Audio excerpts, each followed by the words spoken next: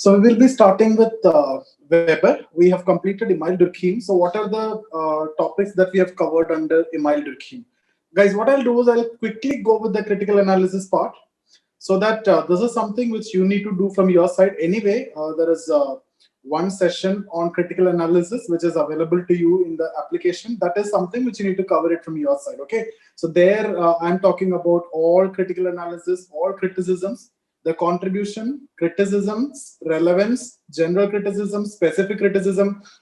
Everything is there in the video, and there is no need to waste the time here. That's why I'm not going to take the session for explaining the criticism, something which you can read either from the PDF, or you can read or you can go through the lecture. Okay, and then what we can do is we can see some general criticism, guys, so that you can add that in all the answers. So as we have already discussed in Emile Durkheim, what are the theories we have covered? Social facts, very important.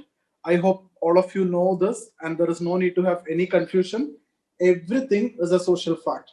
Then in the further theories, when we discussed about religion, division of labor, suicide, we have understood how these are social facts and how these are studied by Emile Durkheim, right? So you can write examples from those theories also if you are writing any answer which is related to social facts. For example, division of labor is considered a social fact, and something which was related to economics till then, which is related to profitability, productivity, and efficiency and all. But once Durkheim take up the analysis, it becomes purely sociological, and he understood in terms of integration and all those things, right, guys? And then suicide, if you see, till then something which is considered as completely psychological, but once Durkheim take up the analysis, it becomes completely sociological, which is connected to forces of integration and regulation, right? And something which is completely philosophy related, religion, once Durkheim take up the analysis, it became completely sociological. So that something which you can write in. Okay, so this is what you can write in social facts. And problems in observing social facts, what is that? What he have discussed, the social facts need to be considered as things that you can write the criticism from Weber. Social facts are not physical objects like the pebbles in the beach where you can go and pick it as you wish. That's not the way you can go. You can treat it as things if you are claiming for that, or if you are trying to argue that it should be treated as things like physical objects. That is that's impossible, right? That is what the criticism of Weber. And that is something which you can generally criticize. Social facts are not physical object, so there are obvious limitations. But how Durkheim did that? Durkheim talks about this collective representation of objective manifestation of the existence of social facts and all. We have discussed that.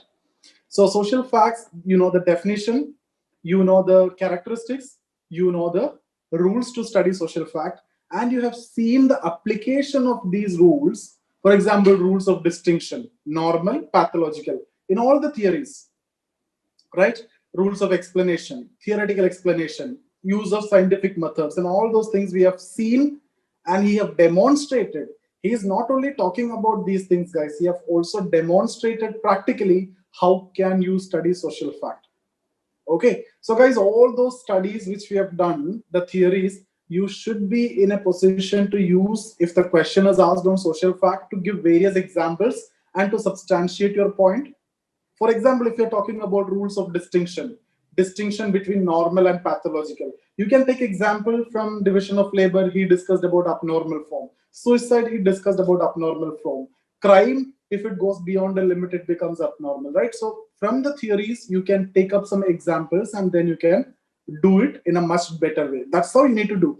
Similarly, if you get questions like from chapter 1, 2, 3, like sociology and economics, you should obviously talk about Durkheim's theory of division of labor.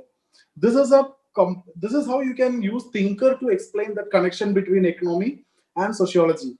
Division of labor otherwise was considered as something which is completely economics, and the concept is given. This has been discussed extensively by Adam Smith in his Wealth of Nation, right?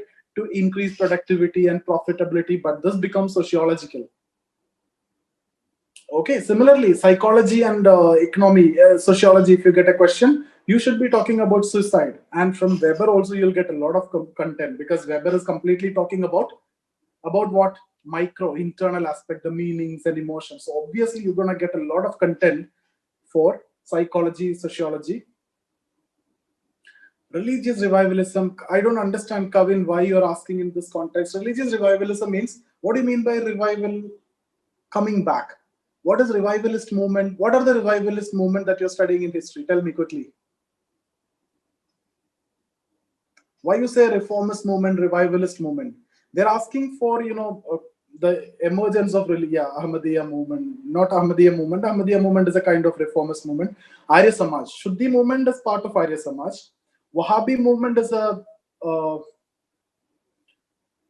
it's not that they want to go back to history. They want to go back to that time where religion was its pure form. For example, Islam was in its pure form during that time when the Prophet and the Caliph was living. So for Wahhabis, they want to go now. A lot of transformations have happened, a lot of modifications have happened within religion, and this is not the Islam in its pure form.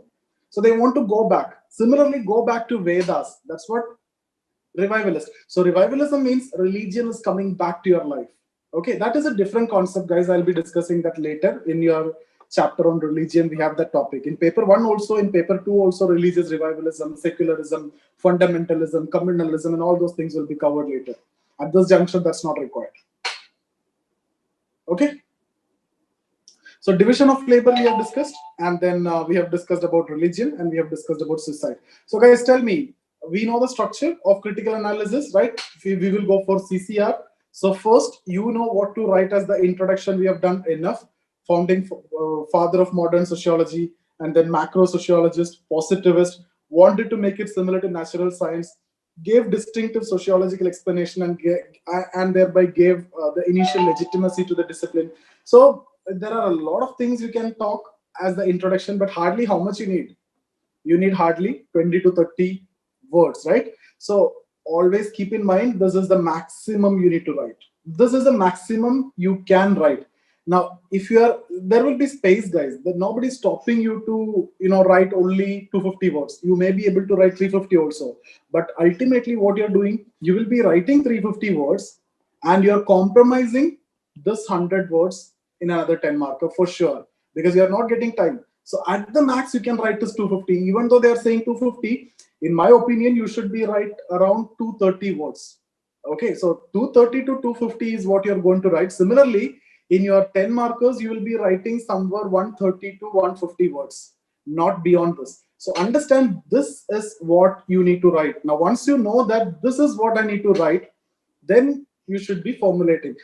Guys, I'm not getting time these days for going through the answer. That's why I'm not giving any comment on that answers. But I'm expecting you guys are seeing that, and I'll go through that later. But the point is, when you're writing, you have to understand this is what we need. And my answer should fit into either this 250 category or 150 category. Based on that, I have to formulate the content, right? So it has to be the best. Not only it should be the best, it should also incorporate everything within that limit. So we will write about introduction, what all things we know about Durkheim will write there. And then we will talk about the theory, whatever theory has been asked, we will write in brief, right? We don't want to discuss everything like primitive people were wanderers, occasionally coming to a lot of things we have discussed, but we can't write all those. Reduce it as per the demand of the question, and then follow the CCR. Guys, contribution, now itself, a lot of contribution, but I've given one paragraph there. You need to go through that. I'm not going to discuss that here. And then the relevance of Durkheim also. You will have to go through that video. One video is given for critical analysis if you need video, but I don't think that for these simple, silly thing you just need to go through that PDF. But in case if any one of you are facing the problem, just watch that video. That I have done in the previous batch, but I don't think that we need to waste time for that small topic. So tell me, guys, now we need what? General criticism and specific criticism. Specific also you will be reading. Tell me, what are the general criticisms? Videos are available in the application. Under Durkheim, you will see after the theories, there will be video. Okay. So first, you will be talking about macro. What all things you have written in introduction, take that, and then take the opposite view. So for example, Durkheim is a macro sociologist. Okay, so when you say he's a macro sociologist, means which thinker you will be using to criticize? You need to use one thinker, obviously, right? Weber. So you will be using Weber here. For example, Durkheim is giving importance to society, ignoring the internal meanings and individual aspects and all those things. Guys, something which you can write easily. We have discussed this in Marx also. Similarly, in Marx, we have criticized as conflict perspective, right? Dysfunctions. Here, completely functional bias or trying to understand everything in terms of function. So which thinker you can use here?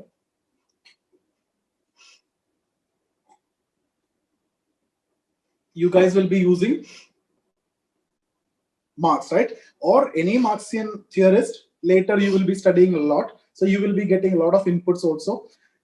Okay. And you will be able to use some feminist scholars also. But at this juncture, I don't want to give that names. In fact, it is given in the PDF. I don't want to give those names down to make you confused. Something which you already know is what I want you to use so that you will not forget it. This anyway you will get, right? These two. What else, guys?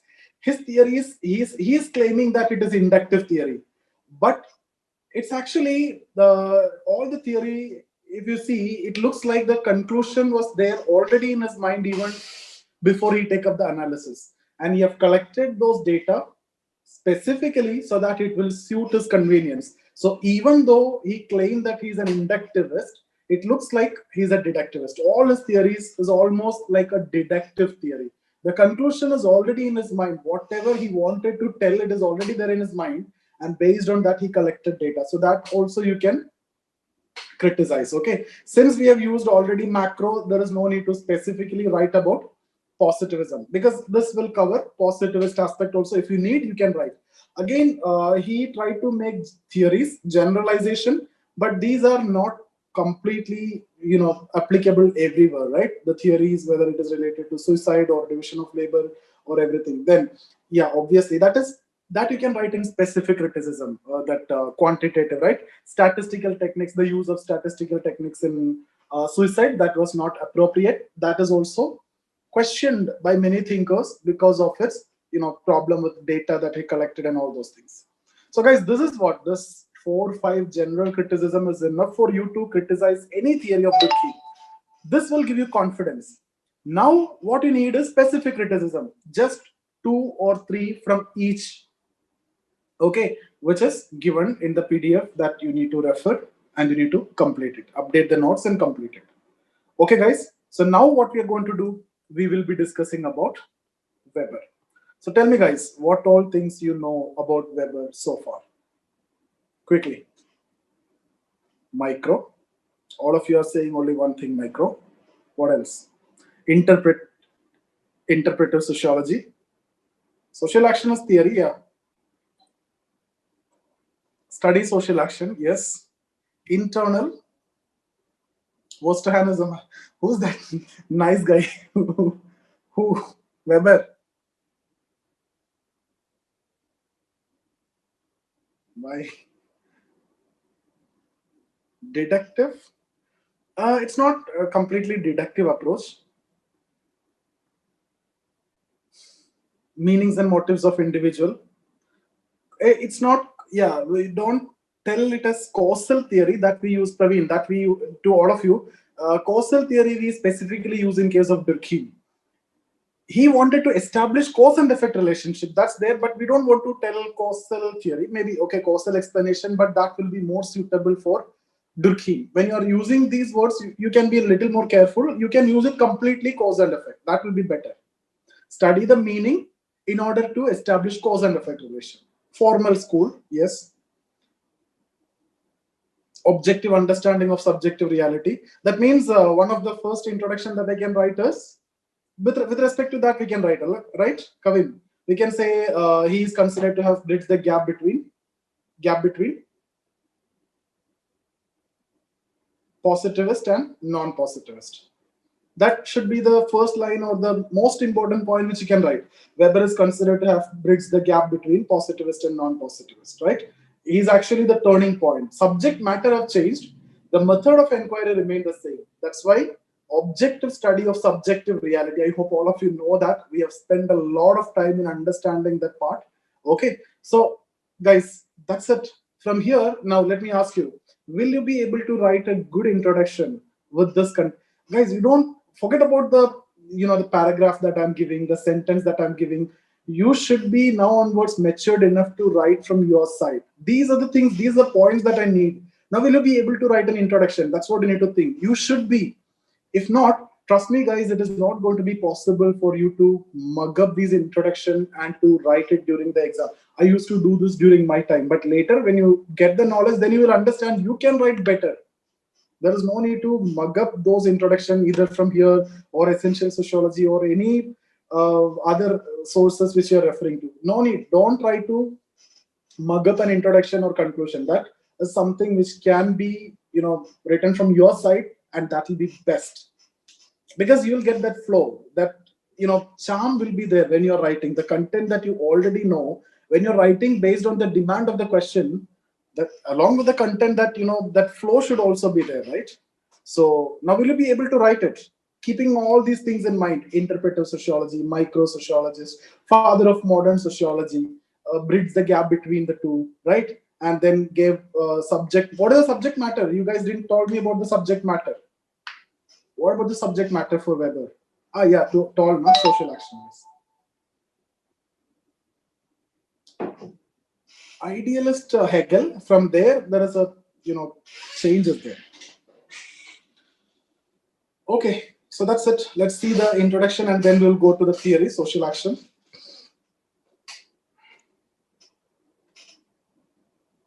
Weber is considered as one of the founding fathers of modern sociology. Weber established sociology as a discipline in Germany. Guys, what I'll do is tomorrow I'll share a document with you. I think I have incorporated around 100 plus questions, different types of questions which you can get from first 1 to 4 chapters. Okay, from one topic, for example, social mobility. The different way in which the question can be asked, like 4 to 5 questions from this. From each topic I've incorporated, I've tried to add from various, the sources which are available to me, the collection of question papers that I have from all the test series which is from 2013 onwards. The collection is there, so I've incorporated all those questions. The solution is also attached. Go through that. Some of them I have shared yesterday also in the WhatsApp when I was preparing that. While reading the answers, you will get a lot of new content. So this is going to be your base. Okay, so this is going to be your base, and then a lot of content, a lot of new thinkers will come to you, and you will also come across how you can prepare an answer. The format is there, the content is there. I'm preparing for that this answer writing program, the one which is completed, but I'm modifying this, and there's going to be a better version. Okay, so I'll share it with you guys also. Go through that. It will be slightly tough, when you're seeing some of the questions. Even modernity, emergence of sociology itself, you'll see a lot of content. But go through that, and whatever is relevant, I have, as usual, what I've done, I've underlined. You can write it separately in a notebook for these additional content. Okay, and then add that along with your notes. A lot of new thinkers you will come across, even in chapter 1 to 4 itself. You'll come across feminist scholars, you'll come across a lot of thinkers. Okay, so use that.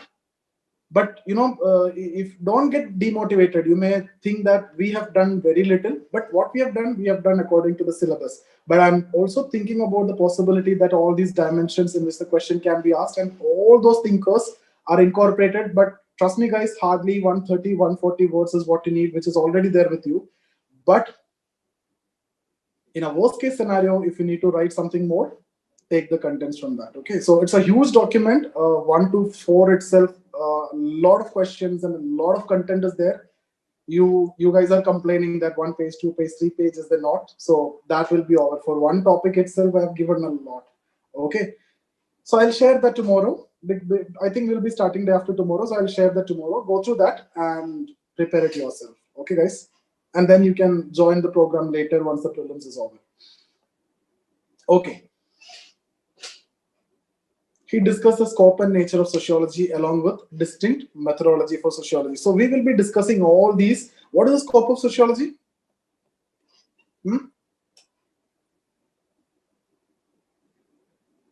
Scope of sociology for Weber. social action, nature of sociology. Where I have discussed it, at least can you tell me?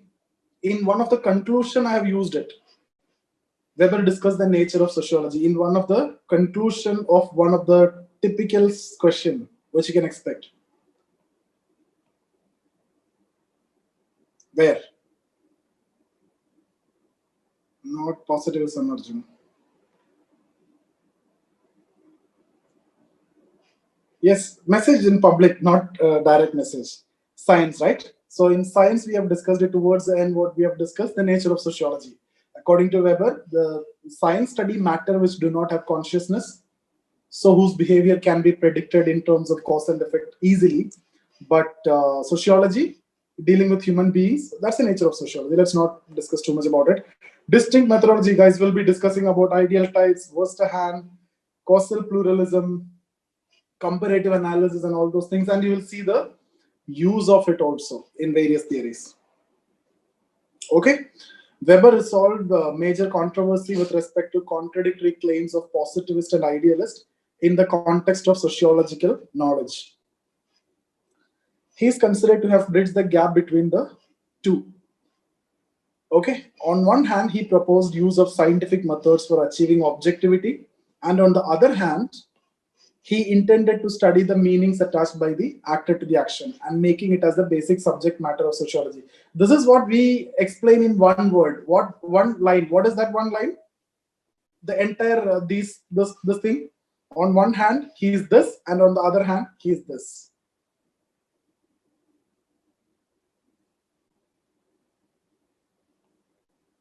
What is this?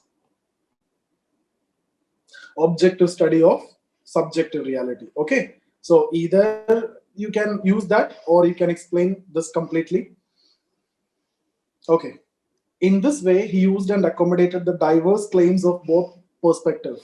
In order to substantiate his claim, Weber pointed out towards the basic difference between nature of natural science and social science.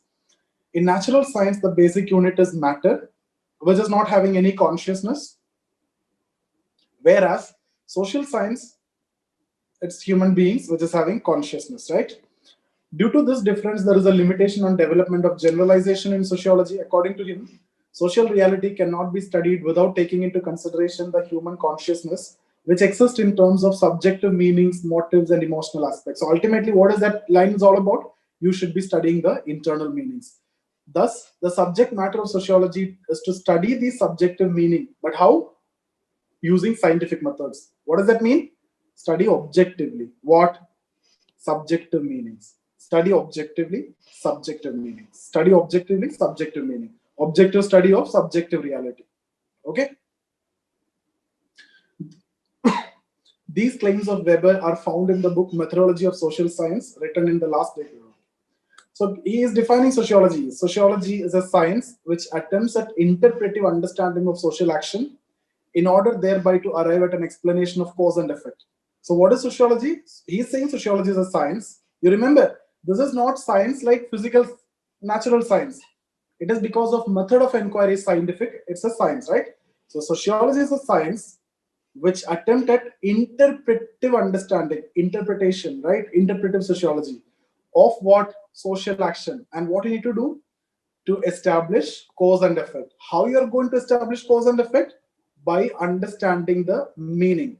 Guys, if you're studying the action, let's suppose I'm doing an action here or we are doing the action here, how to establish the cause and effect? The best way to establish cause and effect is to understand the meanings attached by the actor when you're performing this action. Motive. So once you know the motive, you are here for what? You'll write the exam, you'll crack this exam, right? So you are here. This is what is the cause? To pass the exam. So that will be the effect.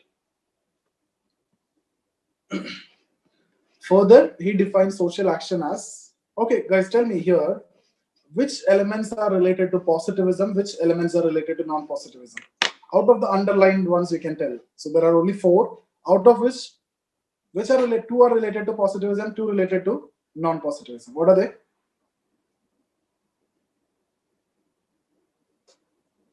Interpretive, non-positivism, okay. Science, okay, positivism. Cause and effect, positivism. Social action.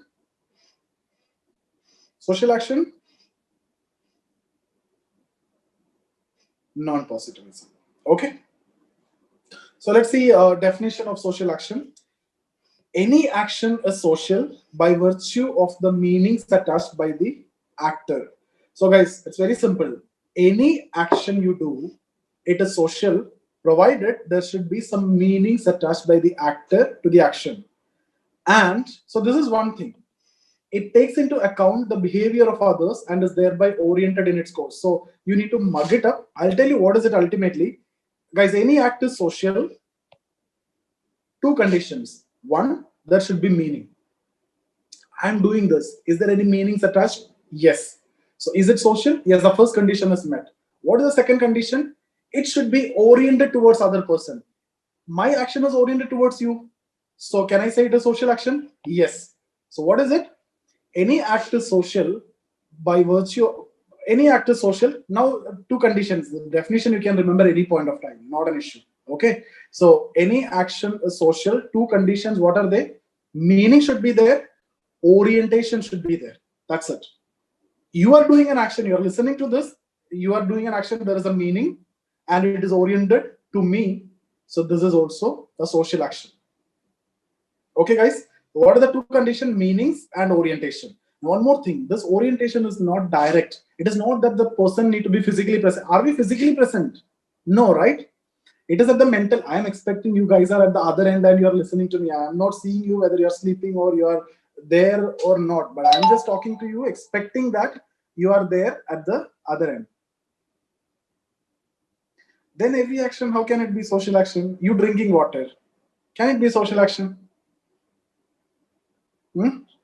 Tell me, you are drinking water. Can it be a social action or not? Sumit, how? There is a meaning, but is it oriented towards any other person? No.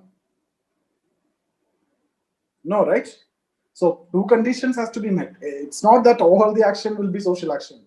Two conditions. That's why conditions. Similarly, this orientation can be at the mental level. That means you talk to someone in the phone and you do certain action. That is also a kind of social action.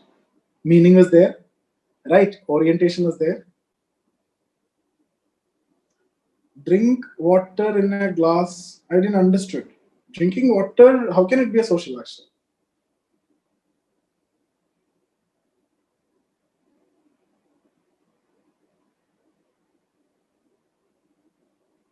We all drink water in glass only, right?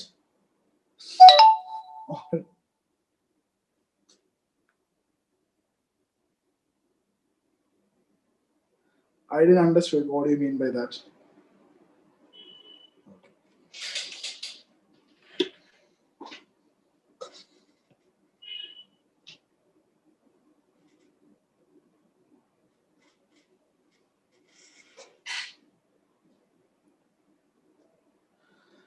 Okay.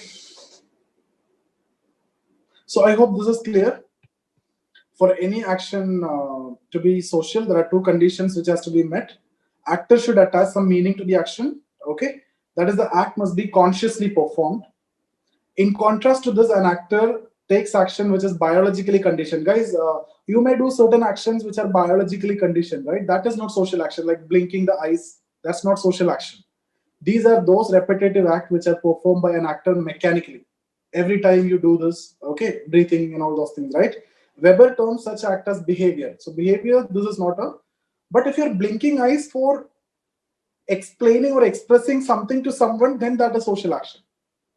So if there is a meaning which you need to convey, yeah, and then that is social action. Okay. The action must be performed in orientation towards some other person. So orientation is necessary. It means that an action of an individual is performed consciously by taking into consideration some other person. Then the action is social. The other person may or may not be physically present in the situation. That is, orientation towards other can exist at the mental level also. Thus, for Weber, the scope of sociology is to undertake interpretive understanding of social action At the same time, Weber disqualified number of acts like mass conditioned action to be social action. Mass conditioned action, it's not social action. Means you go for a theater, you go for a movie, and you know, in some scenes when the hero is introduced or something like that, people make noise or whatever it is. You also will make noise along with that. That is not considered a social action because there is no much meaning or anything in that. You do it just like that. Okay, with the crowd, you do it. So mass conditioned action or the actions along with the crowd, and these are not considered a social action because there is not much, there is no meaning which is coming out of it. Further, establishment of cause and effect should be the aim of sociology. So everywhere we are talking about this, guys, just 1 minute. I'll just turn off my video and then we will continue. Just 1 minute, guys.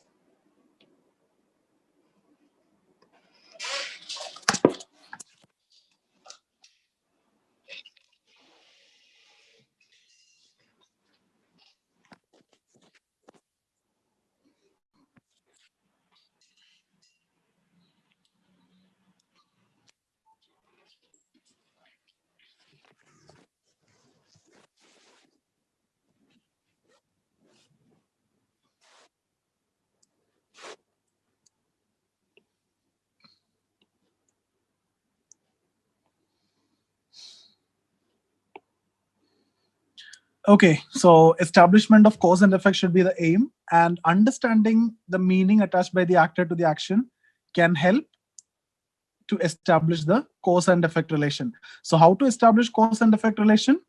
For that, you need to understand the meanings attached by the actor. So that's the way you need to establish cause and effect. So what is the aim of a sociologist? Establish cause and effect. How? By understanding the meaning.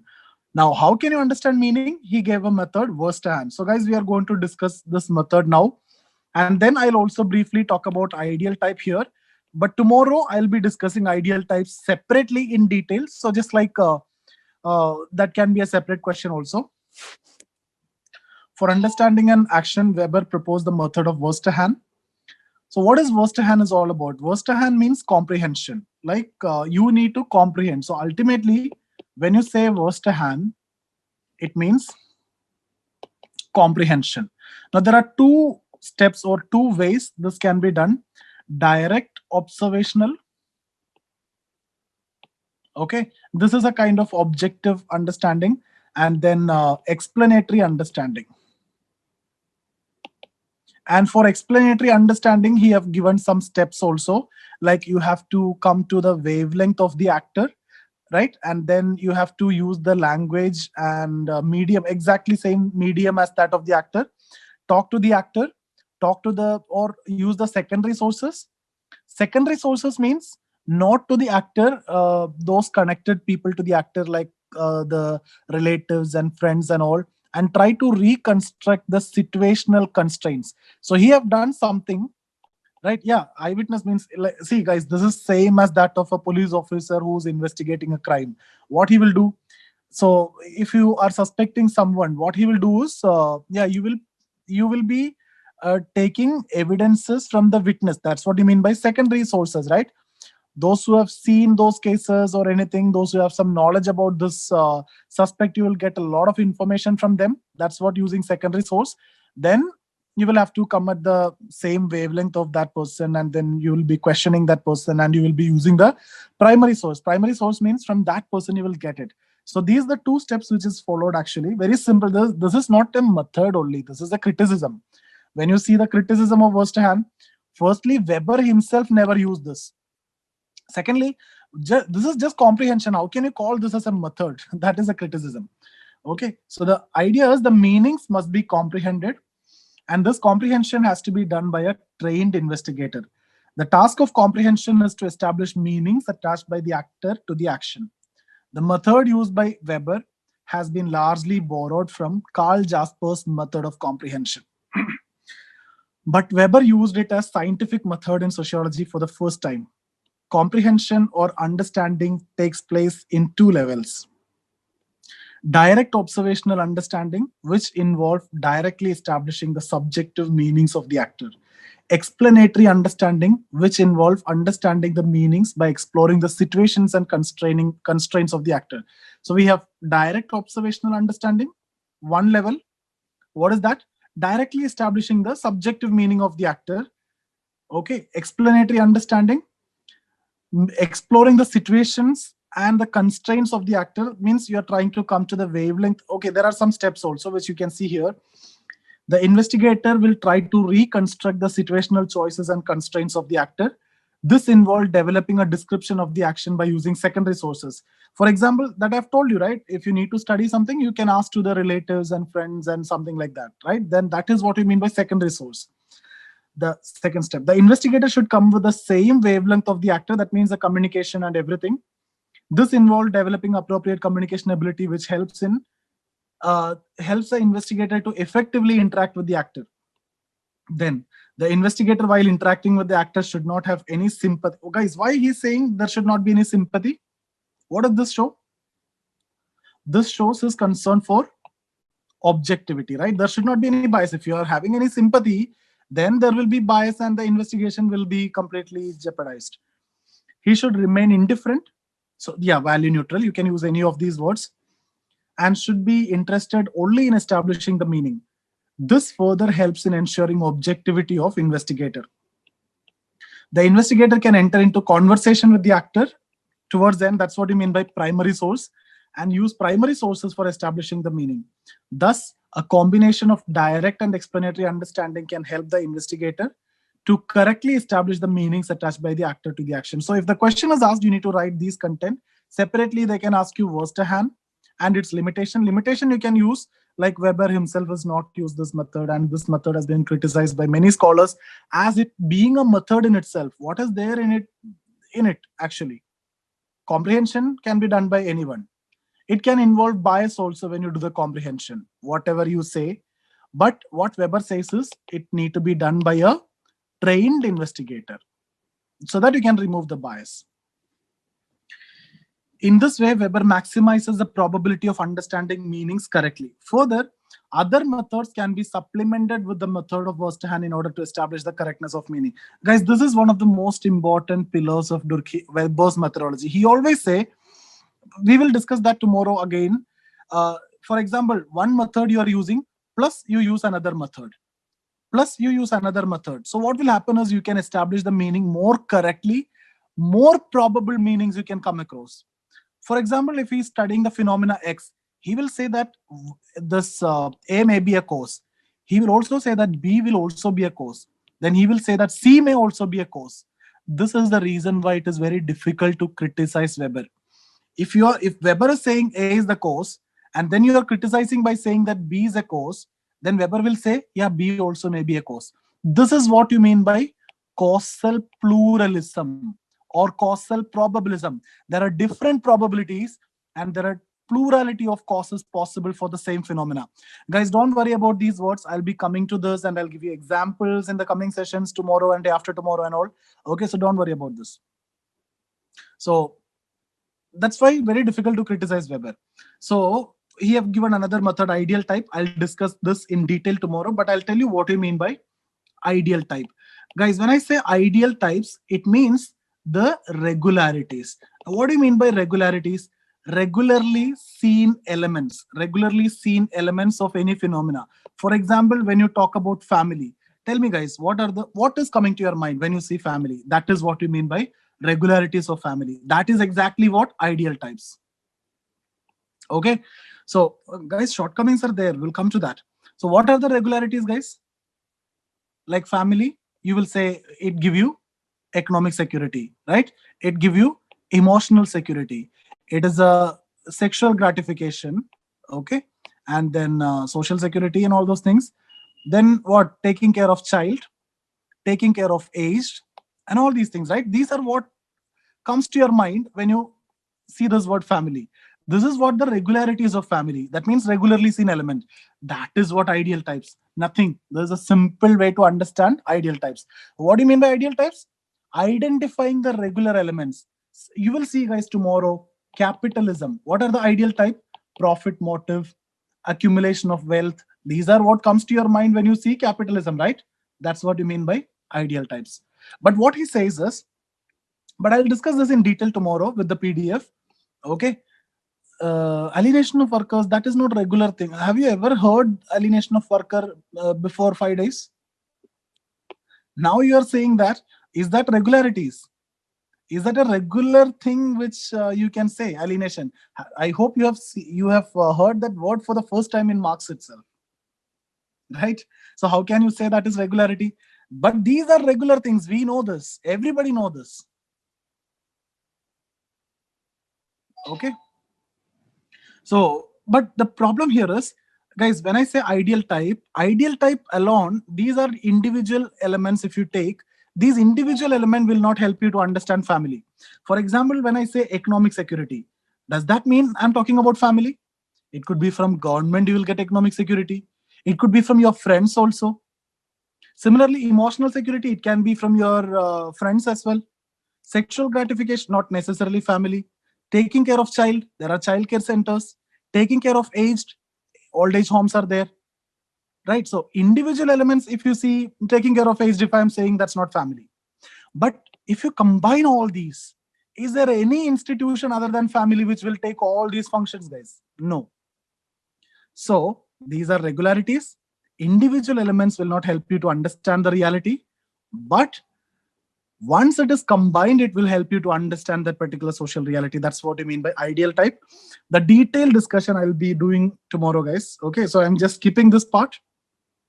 Okay, just need to know what you mean by ideal type. So we are discussing this theory, social action. What is the social action? Any act is social, but two conditions. Condition one, there should be meaning. Condition two, it should be oriented towards others. Are we okay with this much? Now, Weber identify 4 ideal types of social action. What does this mean when I say 4 ideal types? What does this mean?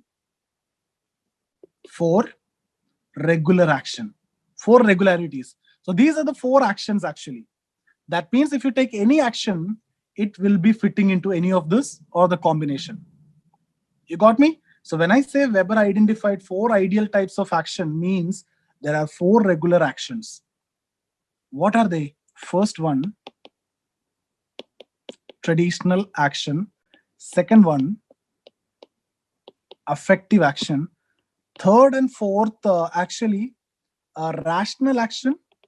Guys, rational action means, when I say rational, it means you know the means and ends. There is a means to do certain things and you know the ends.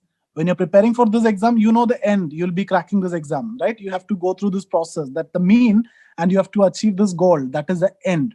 So you know the means and ends. That's what rational action. So what you're doing here, you're doing a rational action. You know the means and end. Okay. And there are 2 types of rational action. Word rational action. It is also called as value rational action. And then Zweck rational action.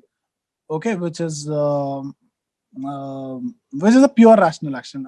I'll see whether there is any other name is there or not. Okay, as of now I'm not able to just recollect. Okay, Zweck rational action, that means end rational action. Yes, goal oriented. Okay, now let's start with instrumental in Parson. It is similar to instrumental. Don't use instrumental word here. That will be in Parson. So let's start with traditional action, guys. So here, when I say traditional action, what Weber says is this is one of the first type of action where you are doing an action with less consciousness, and the meanings will be come from some traditional belief, tradition, or some traditional belief. Okay, for example, when the teacher's coming to your class, you automatically stand up, right? Nobody's telling you to do it, but you automatically do that. It is coming out of certain belief, and there is no consciousness there. You see the teacher, you'll stand up. Similarly, paying respect to the aged, right? So touching the feet of the elder to pay respect, you may do that. That is something which is coming spontaneously when you see them, to pay the respect. It has been told, from your childhood, so you'll be doing that. So is there any consciousness there? Not much, right? So meanings are coming from some belief. Okay, that's what traditional action. Affective action means it is an action which is performed out of some emotion. It could be love, fear, hatred, or anything. You do certain spontaneous action because of that. That's what, for example, mother slapping a child for not having food. That is coming out of some emotion. That is affective action. It could be love, hatred, or anything. Okay. Word rational action means you know the means and end and something which you do for society, value, to uphold the value of society. That's why value rational action. Okay, to uphold the value of society, you do something. That's what word rational. You guys remember that example of altruistic suicide? Captain dying with sinking ship, soldiers dying in the battlefield. All those are example of word rational action also. There also we used it, here also we used it. Okay. Zweck rational action, what is this? The action that you are doing. You are looking for a goal. It is a goal oriented action. You know the means. You need to prepare like this. I have to spend all these times, attend the classes and study and all those things. You will achieve the, you know, the end, right? You will achieve the goal. So this is what Zweck rational action.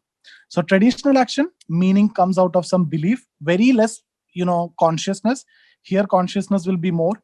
Here consciousness will be slightly more, but to fulfill the value, here the maximum consciousness. Zweck rational means end rational action. It is also known as end rational action. Okay, to achieve a specific goal. You have a goal, right? And you are doing this action. So to achieve the goal, you are doing an action. That is what Zweck rational action. It's a calculated action, right? Now, guys, what Weber says is any action if you take, it will be fitting into any of the four. Any action you do. Now, this case, you are respecting the teachers, right? Now, it could be this one, traditional action, some belief you see a teacher and you respect teacher. It could be this. Sometimes it can be combination. Have you thought of this? It can be a combination of this also. Zweck rational. You have a goal, you have an end, you have to pass this exam. So you know with the help of this teacher only you're going to crack this exam. So you are respecting the teacher or you're talking to the teacher just because of your goal. So the action that you're doing, the respect that you're showing, may be either coming from this, or it can be this, or it can be combination. Maybe it is coming truly also, but you are expressing more because of this. You got me? So it can be combination as well. So any action if you take, it will fit into any of this category according to Weber. Let's look into this, guys. Weber identified 4 types of action. These are the ideal types. Traditional action, it is an action which is generated by drawing meanings from some beliefs or tradition. The level of consciousness in such action is minimum. Although the action is done consciously, but meanings come from pre-existing belief. Touching the feet of elders for paying respect. Okay. Affective action, in this type, the action is performed in response to certain emotion, fear, hatred, etc. There is a lot of spontaneity in the action. Vote rational action, value rational action. It is an action which is taken logically, means you know the means and end, considering means and end, fulfillment of moral value. Captain dying with sinking ship, soldiers dying in battlefield and all. Zweck rational action, that is end rational action. It is an action which is taken logically by considering means and end. So guys, when I say rational, previous one also, means and end is there. There it is for society, here it is for individual. Here it is to achieve your goal, which is also logically established. Like you want to become an IAS officer, that's why you're here, right? The consciousness is complete in this action. Okay, it is a most conscious action. So you can see consciousness will go like this.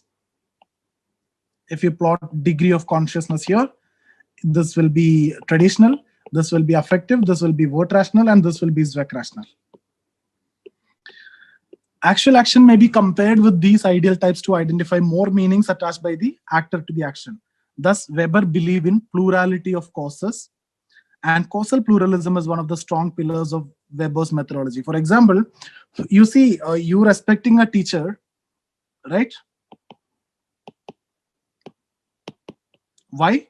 One meaning for Weber, it is traditional belief. That's why. It may be natural. Second meaning for Weber, you have a goal, because you need the help of the teacher. Okay, so there may be much more meaning also. Or it can be, you may have some emotions with the teachers or teacher. It can be anything, correct? So there are multiple meanings which are possible for any action that you're doing. Thus, Weber acknowledged the existence of regularities also, but for him, the regularities are degrees increasing with each type. Regularities exist inside the mind of the individual. So here you're actually talking about macro aspect, the Durkheim's aspect. There are existence of regularities, but it is all inside the mind of individual. There are social facts, but it is inside the mind. And the expression of these regularities are visible in terms of actions which are based on your own interpretation of the situation. So you have a family, you are in a society. The way you interpret, based on that, you will take an action. For example, you want to prepare for this exam. It is all depends on your own decision, your own interpretation of your situation. Otherwise, everybody who have family and having same situation would have prepared, right? Not everybody doing. The external realities do influence human social action, but not directly. Rather, in terms of individuals' own interpretation of the external reality. The way you interpret external reality, based on that, you take action. It is opposite to Durkheim, right? Durkheim says external reality forces you to do certain thing. Here you are saying you will do it based on your interpretation of external realities. Okay. Weber's understanding of individual is highly influenced by Kantian philosophy. Guys, this is something which we don't want to study here, but you will be studying this in your ethics paper. They will ask you deontological thoughts and ethics and all, and based on that also you need to answer the questions. Okay, so that anyway you need to study in ethics paper. A philosophy of voluntary will of an individual. Weber's approach of social action can be summarized as, it's a voluntarist approach, assuming an individual having voluntary will. That means we have our own choices and we take action based on our own will. It's an interpretive sociology involving interpretation at the level of meaning. Use of scientific methods will be using different methods, and macro realities can be understood by using micro realities on the basis of possibility of regularities. This is what we are going to study tomorrow. One macro reality that is related to capitalism.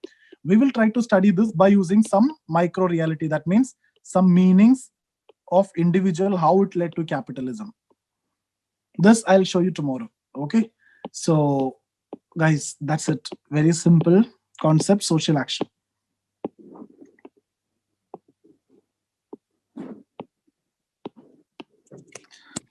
Any doubt here?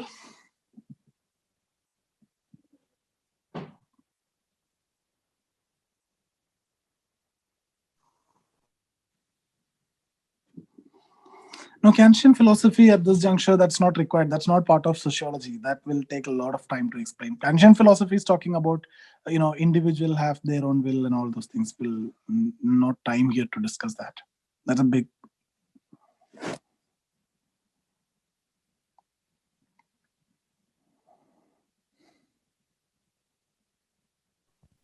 Hello, sir. Tell me. So, out of curiosity, just because you introduced the ideal type thing here, so we know that in capitalism, workers are alienated. So, is it not a regular phenomena? No. That's not regular phenomena. That is only in the Marxian writings we have seen that. So when we talk about capitalism, it will not come to our mind, right? Now it will come to our mind because we have studied that. But regularities means it should be a regular occurrence. It should be something which should be there regularly, which should be seen regularly. Alienation is something which is known to you just because of Marx. Okay.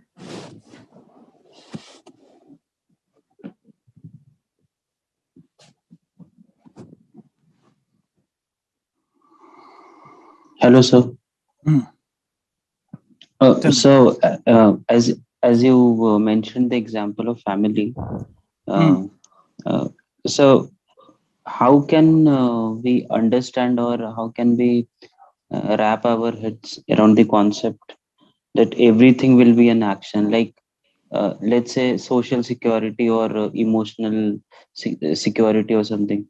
So, sir, how it is a social action? Or it's not social action. Ideal type means just regularity. It is not connected to social action. So ideal types of social action is what we have discussed, these four. Like that, ideal type is there for everything, for family, for politics, for capitalism, for religion, for it's a measuring rod, it's an analytical tool. This is there for everything, right? Okay. Ideal types are the regularities of anything. For social action also there are regularities. That is what we have seen in terms of four. Religion also there are many regularities. Family also Okay. regularities. That is what I've Okay. discussed. Okay. I misunderstood it. Yeah. Okay, sir. For Understood. everything, there are some regular things. For capitalism, when I say what is the regular things which is coming to you, profit and all those things, right? That is the ideal type of Yes. capitalism. Family, the regular things, ideal type of family. Social action, regularity, regular action. That's what we have discussed today. Traditional action, affective action, vote rational, and Zek rational. It's like how you will identify that anything is a social action or not. You will apply these four things and you'll see if it fits under these four things or Yes, not. yes. Any action That will come into this category. Actions will come okay, into this. okay, understood. Okay, sir. Yeah, regularities can be different, and that's the reason why Weber says it has to be done by a trained investigator. Guys, I'll do that tomorrow because if see, for you, you may identify certain regularity. For me, also it may be different, and it may be based on situations, and it will vary. But you need a trained investigator for that. Then it may not vary. Hello, sir. Ideal type cannot be perfect type. It cannot be perfect type. Yes. Hello, sir. So Westerhan is a method, and ideal Hmm. type is another method, right? Ideal type is also another method. Identifying So, regularities. so how is this? Is they related to each other No, anyway? these are not related. Either one method which you can use is comprehension. That is one thing. The other which you can use is identify the regularities, and based on that you can make comparative analysis. For example, tomorrow I'll be discussing a theory that is Protestant ethic and spirit of capitalism. So we identify the ideal types of this religion, Protestant religion, and then we will identify the ideal type of this religion. And this is a method, and then we use a comparative analysis to come up with a meaning or the establishment of capitalism. So it is a method which can be used based on the situation. So why didn't Weber use this Westerhan for analyzing this thing? Why he did not use, I don't know. You have to ask to Weber. He already developed the method. Yeah, Why is he said he this is a using it? method which can be used, but he did not try to comprehend anything. He have done, but he have used those ideal types that we will see in different theories, comparative analysis, and all those things. So did Weber use this Westerhan anywhere? No. Oh, But okay, sir. Vostahan is not a like it's not a method. It means comprehension. He's saying you have to comprehend it. So as a method, he did not use as such, but comprehension is there everywhere. And Vostahan is vague. It cannot be a scientific method. Maybe that's a criticism also. Oh, okay, sir. Okay. Okay, guys, we'll stop here today and see you tomorrow.